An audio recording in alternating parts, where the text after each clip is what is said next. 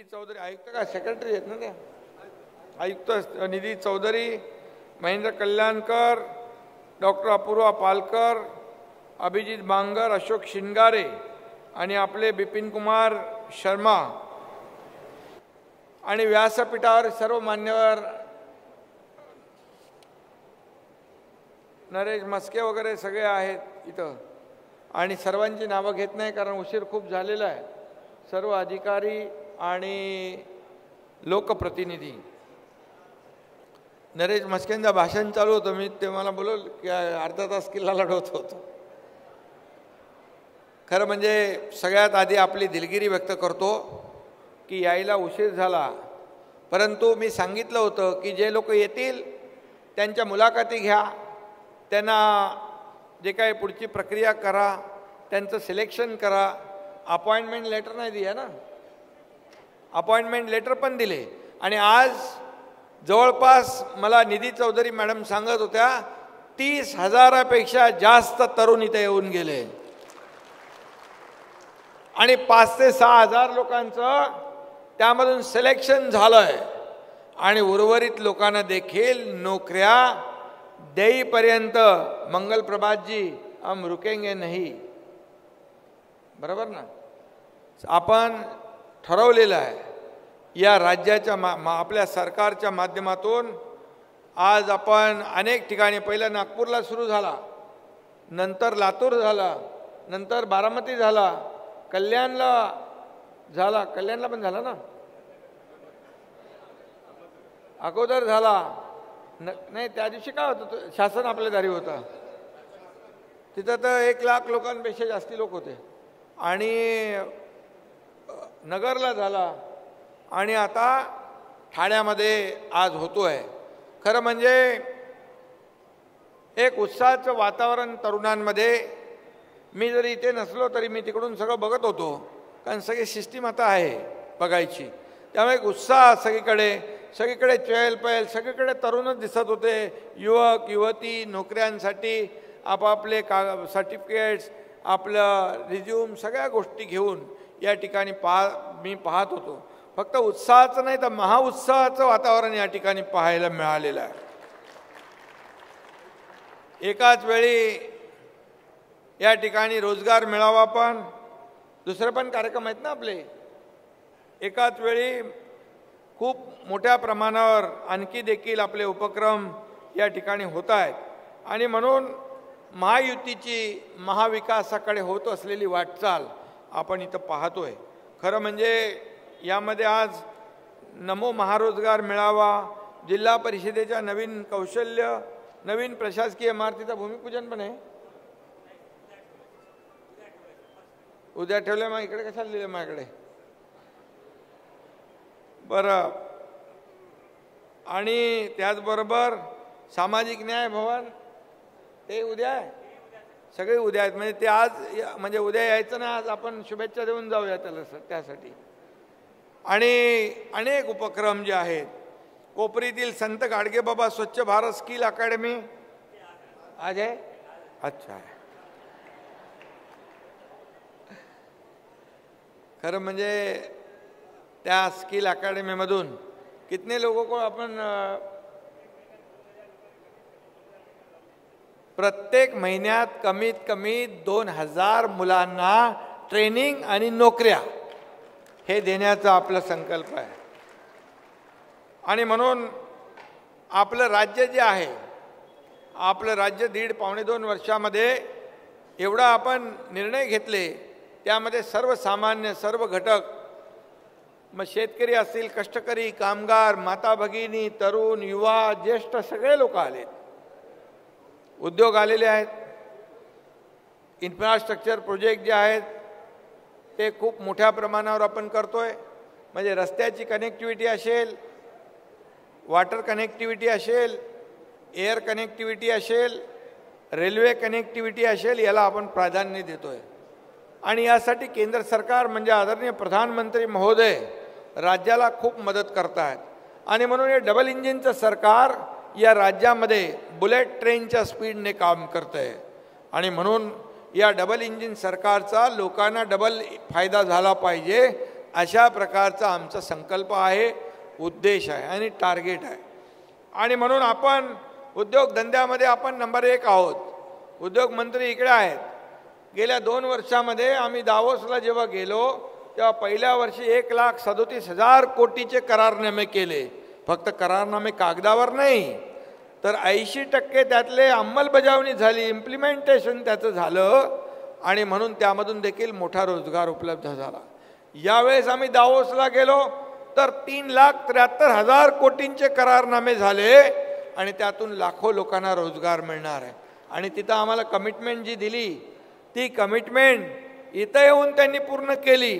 आणखी जवळपास 40,000 कोटीचे गडचिरोलीमध्ये आणि आपण ग्रीन हायड्रोजनला प्रमोट केलं, त्याच्यामध्ये 2 लाख कोटीचं आपण इन्व्हेस्टमेंट या ठिकाणी येते आहे. कारण महाराष्ट्र आता इंडस्ट्री फ्रेंडली स्टेट आहे. या ठिकाणी आपण इन्व्हेस्टमेंटमध्ये परदेशी गुंतवणुकीमध्ये नंबर 1 महाराष्ट्र आहे. उद्योगधंद्यामध्ये आपण नंबर 1 आहोत. FDIमध्ये आपण नंबर 1 आहोत. स्वच्छतेमध्ये देखील देशामध्ये राज्य आपलं पहिल्या नंबरचं आलं आहे. आणि म्हणून GDPमध्ये आपण पहिल्या नंबरला आहोत. आणि म्हणून महाराष्ट्राचा होत असलेला विकास जो आहे वेगाने होतो. आणि म्हणून विरोधकांना काही समजत नाही काय बोलायचं. विरोधकांच्या पायाखालची वाळू सरकलेली आहे, त्यांच्या पोटदुखी झालेली आहे आणि त्यांना नाहक आरोप, रोज प्रत्यारोप, सरकार पडेल, अमकं होईल तमकं होईल ते करतायत. परंतु सरकार काय आपल्या सगळ्यांच्या आशीर्वादाने मजबूत होत गेलं. आज 210 आमदार असलेलं हे मजबूत स्ट्रॉंग सरकार आहे महाराष्ट्रामधलं. आणि जे आरोप करतात, रोज शिव्याशाप देतात, प्रत्येक कामाला विरोध करतात, ते सगळे लोकसभा निवडणुकीनंतर घरी बसतील, बेरोजगार होतील आणि तरुणांना रोजगार इकडे मिळेल. कारण पोटदुखी झाली त्यासाठी पण आपण काय त्याची व्यवस्था केलेली आहे. बाळासाहेब ठाकरे आपला दवाखाना ठाण्यामध्ये किती केले हो? ऐकतो कुठे गेले? ठाण्यामध्ये किती केले बाळासाहेब ठाकरे आपला दवाखाना? 100 वर गेलोय. तिकडे पोटदुखी थोडी कमी आहे. मुंबईमध्ये 250 आहे आणि राज्यामध्ये 700 बाळासाहेब ठाकरे आपला दवाखाना आपण केलेला आहे, सुरू केलेत. सर्वसामान्य माणसाच्या आरोग्याची काळजी आपण घेतलेली आहे. हे सरकार फील्डवर उतरून काम करणार आहे. हे घरात बसून उंटावरून शेळ्या हाकणारं सरकार नाही, फेसबुक लाईव्ह करणारं सरकार नाही, फेस टू फेस काम करणारं सरकार आहे. आणि शेतकऱ्यांचा बांधावर जाऊन, शेतात जाऊन संवाद साधणार आहे. आणि म्हणून एक सर्वसामान्य शेतकरी कुटुंबातला मी देखील एक मुलगा आहे. आणि म्हणून मला या शेतकऱ्यांची कणव आहे, जाणीव आहे, सर्वसामान्य माणसांचं जे काय वेदना आणि दुःख आहे याला मला जवळून माहीत आहे. आणि म्हणून या ठिकाणी आपल्या देशाला महासत्ता करण्याचा निर्धार जो आहे करणारे आपले लोकप्रिय आणि यशस्वी प्रधानमंत्री यांनी जो निर्धार केला आहे की 11व्या क्रमांकावर आपली अर्थव्यवस्था 5व्यावर आणली त्यांनी 10 वर्षामध्ये. आणि आता पुढच्या वेळेस ती 3ऱ्यावर जगामध्ये अर्थव्यवस्था 3ऱ्या नंबरला आणायची आहे. आज मला सांगा 50-60 वर्ष जे कोणी करू शकले नाही ते 10 वर्षामध्ये आदरणीय मोदीजींनी केलेलं आहे.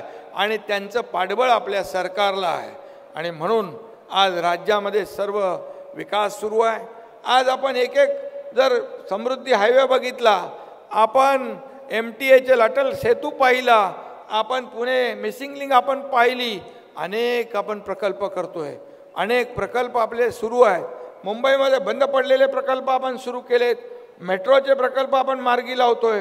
ठाण्यामधून इथून बाजूने आपली मेट्रो जाती आहे. आणि या मेट्रोचा फायदा सर्वसामान्यांना होणार आहे. वाहतूक कोंडीमधून दूर लोकांना दिलासा मिळणार आहे. आणि म्हणून सर्व समावेशक यांनी अगोदरच्या सरकारने सगळे खुट्टे मारून ठेवले होते, स्पीड ब्रेकर टाकून ठेवले होते, सगळं अडवणुकीचं धोरण घेतलं होतं. पण आपलं सरकार आल्यानंतर हे सगळे स्पीड ब्रेकर काढून टाकले आपण आणि या सर्व विकास प्रकल्पांना चालना दिली. आज सगळीकडे आपण पाहिलं तर सगळीकडे पायाभूत सुविधा म्हणजे इन्फ्रा प्रकल्प जे आहेत ते सुरू आहेत. आणि म्हणूनच आज उद्योगपती देखील आपल्या महाराष्ट्राकडे वळत आहेत. मोठ्या प्रमाणावर आपण इंडस्ट्री पॉलिसी बदलली. आपण खूप मोठ्या प्रमाणावर त्यांना सबसिडी देतोय, त्यांना सिंगल विंडो क्लिअरन्स देतोय, त्यांना रेड कार्पेट देतोय, त्यांना जागा देतोय. आणि म्हणून आज आपण सरकारच्या माध्यमातून आपले सरकार स्थापन झाल्यानंतर शासकीय नोकऱ्यांवर बंदी होती, ती आपण हटवली. 75,000 लोकांची नोकरीचं आपण बंदी काढली. आता 75,000पेक्षा आकडा दुप्पटीपेक्षा जास्ती गेला आहे. आणि त्याचबरोबर स्किल डेव्हलपमेंटच्या माध्यमातून, मुख्यमंत्री स्वयंरोजगाराच्या माध्यमातून या ठिकाणी स्किल डेव्हलपमेंट में आप लोढ़ा जी कितने लोगों को नौकरी दिया है? ए बाबा लोढ़ा जी, स्किल डेवलपमेंट में अपन कितने लोगों को नौकरी दिया है?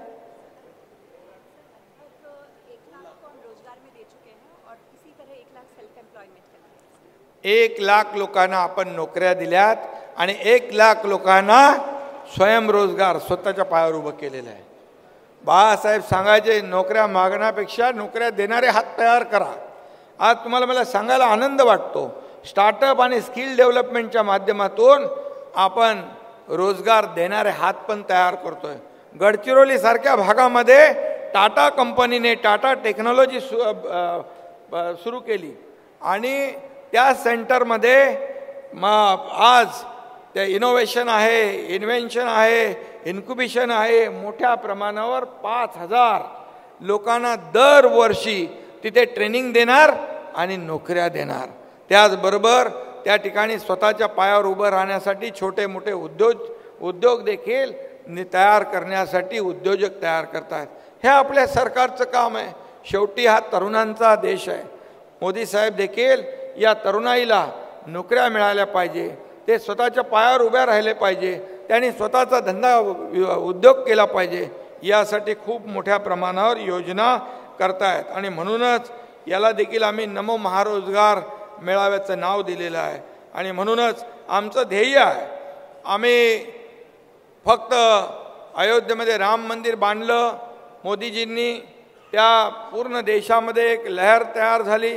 आता इथे काही राजकारणवर बोलण्याचा विषय नाही, परंतु देशभरामध्ये एक वेगळी लाट उत्साह निर्माण झाला.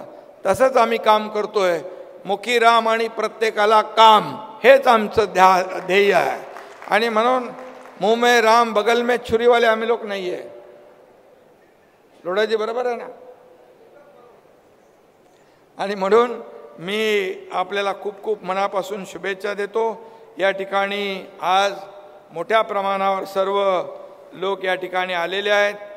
कुशल रोजगारक्षम युवा घडवण्यासाठी आपण 11,600 कोटीची तरतूद केली आहे. मुख्यमंत्री रोजगार निर्मिती कार्यक्रमातून 50,000 नव्या रोजगार निर्मितीचं टार्गेट आहे, तर ते म्हणाले 1 लाख लोकांना आपण हे दिले. मुख्यमंत्री नारी शक्ती अभियानातून महिलांना उद्योग आणि रोजगाराची संधी म्हणजे महिला बचत गटाला आपण सक्षम करतोय. लेक लाडकी लखपती योजना आपण सुरू केली. महिलांसाठी ST मध्ये आपण सवलत दिली. शेतकऱ्यांना 6,000 रुपये केंद्राचे, 6,000 आपले, असे 12,000 आपण देतोय. 1 रुपयामध्ये पीक विमा योजना आपण करतोय. सांगण्याचा उद्देश एवढा आहे, हे राज्य सर्वसमावेशक आहे, सर्वसमावेशक निर्णय घेणार आहे. राज्य कौशल्य विद्यापीठ पनवेलमध्ये आपण करतोय ना, पनवेलमध्ये इमारत आपण उभी करतोय. स्टार्टअप यात्रा या अभियानातून स्टार्टअपना आपण प्रोत्साहन देतोय. काही ग्रामपंचायतीमधून रूरल स्किल सेंटर आपण स्थापन करतोय. आणि वरळीमध्ये आधुनिक प्रशिक्षण आणि कौशल्य विकास भवन बांधतोय. राज्यात 2,000 प्रमोद महाजन कौशल्य विकास केंद्र स्थापन केलेली आहेत.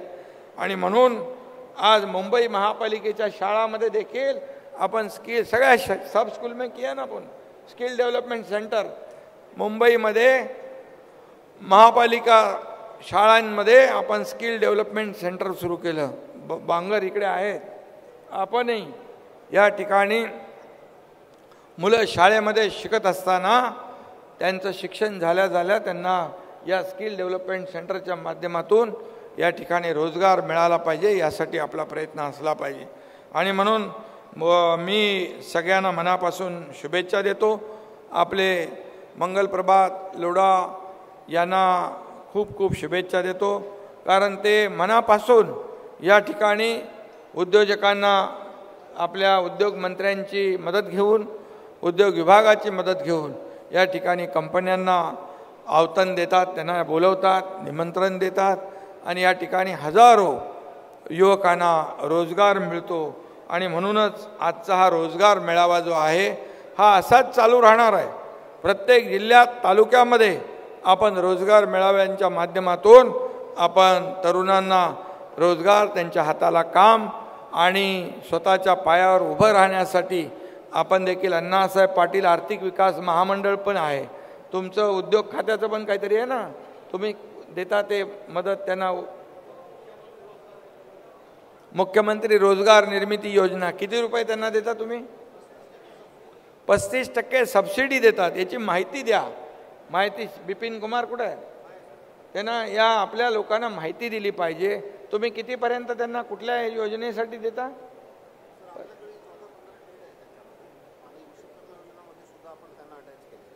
कुठल्या? विश्वकर्मा योजना त्याला अटॅच केलं आहे. या सर्व तरुणांना आपल्याला माहिती दिली पाहिजे. अण्णासाहेब पाटील आर्थिक विकास मंडळ 15 लाख रुपये आपण त्यांना तरुणांना स्वतःच्या पायावर उभं राहायला देतो. त्याचं व्याज आपण भरतो, सरकार भरतं. बिनव्याजी त्यांना 15 लाख रुपये आपण देतो.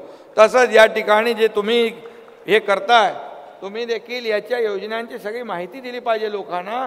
जास्तीत जास्त तरुणांना त्याची माहिती मिळाली तर तुमच्या योजनांचा फायदा घेतील. योजना कागदावर राहता कामा नये, कारण शेवटी या राज्यामध्ये उद्योग आले पाहिजे. मी आपल्याला सांगतो, गडचिरोलीसारख्या दुर्गम भागात, नक्षलग्रस्त भागामध्ये रोजगार कोणी उद्योग येत नव्हता. स्वतः मी तिकडं उभं राहून तिथं सुरजागड प्रकल्प सुरू केला. आता तिथं 10,000 लोक काम करतायत. तो नवीन एक स्टील प्लॅन्ट टाकतोय, तिथे 15,000 लोकांना नोकऱ्या मिळणार. आता नवीन मोठ्या आता रांगा लागल्यात की आम्हाला गडचिरोलीमध्ये उद्योग सुरू करायचे आहेत. कारण गडचिरोली भागामध्ये जायला घाबरत होते, परंतु तिकडे नक्षलांचा पूर्णपणे आपण बिमोड करून टाकला, नक्षलवाद संपून टाकला आणि त्यामुळे विकासाला चालना देण्याचं काम गडचिरोलीसारख्या भागात होतं आहे. समृद्धी हायवे जो झाला आपला, समृद्धी हायवेमध्ये देखील आता कनेक्टिव्हिटी निर्माण झालेली आहे. तिकडे आपण उद्योगमंत्री महोदय समृद्धी हायवेच्या टोकापासून सुरू करा, जो टोकाला जाईल त्याला थोडी जास्ती सबसिडी द्या. अशा प्रकारची पॉलिसी आपण करू आणि त्यामुळे जिथे जात नव्हते तिथे आपण रस्ते तयार केले. त्यामुळे उद्योजकांना आपण प्रोत्साहन देतोय आणि म्हणून आज हा मेळावा काय यासाठी आपल्याला मी शुभेच्छा देतो. त्याचबरोबर 11,000 लोकांना आपण ठाण्यातल्या महिलांना आपण शिलाई मशीन आणि काय दिले, घरघंटी आणि शिलाई मशीन देणार आहे ना. आपण चालू आहे वाटप, नाही तर मी घोषणा करायचो आणि वाटप व्हायचं नाही. तर 11,000 लोकांना या ठिकाणी त्यांचा स्वतःचा उद्योग आणि स्वतःच्या पायावर माझ्या माता भगिनींना थोडा आपल्या कुटुंबाला हातभार लावता आला पाहिजे. शेवटी महिला भगिनी ज्या आहेत, या महिला भगिनी स्त्री शक्ती या सरकारच्या मागं ठामपणे उभी आहे आणि म्हणून सरकार तुमच्या मागं उभं आहे. आणि म्हणून महिलांसाठी जेवढ्या काही योजना आम्ही करतोय, बांधवांसाठी पण करतोय, सगळ्यांसाठी करतोय आणि म्हणून आपल्याला मी खूप खूप शुभेच्छा देतो. आजचा मेळावा उद्या पण हजारो लोक या ठिकाणी येतील आणि म्हणून हे सर्वसामान्यांचं सरकार आपण म्हणतो. हे सर्वसामान्यांचं सरकार हे अशा प्रकारचं काम करतं आहे. शासन आपल्या दारीच्या माध्यमातून देखील आपले लोक सगळे आपल्या तिथे शासन आपल्या दारी जाऊन त्या योजना देण्याचं काम करत आहेत. सगळ्यात पहिलं राज्य आहे की अशा प्रकारच्या योजना लाभ जागेवर एका छताखाली जाऊन देणारं हे पहिलं सरकार आहे आपलं सर्वसामान्यांचं. आणि म्हणून आपण घरी न बसता लोकांच्या दारी जाऊन आपण या ठिकाणी हे सगळं देण्याचं काम करतोय. आणि म्हणून अल्पावधीमध्ये कमी काळामध्ये हे सरकार आपलंच सगळ्यांना वाटतंय. हे सरकार आपलं आहे, सर्वसामान्यांचं आहे. हा एकनाथ शिंदे तुमच्यातला काही सर्वसामान्य माणूस इकडं मुख्यमंत्री म्हणून या ठिकाणी आज बोलतोय. आपल्या सदिच्छा शुभेच्छांमुळे. आणि म्हणून मी आपल्या सगळ्यांना मनापासून धन्यवाद देतो, मनापासून आपल्याला सगळ्यांना शुभेच्छा देतो. जय हिंद, जय महाराष्ट्र.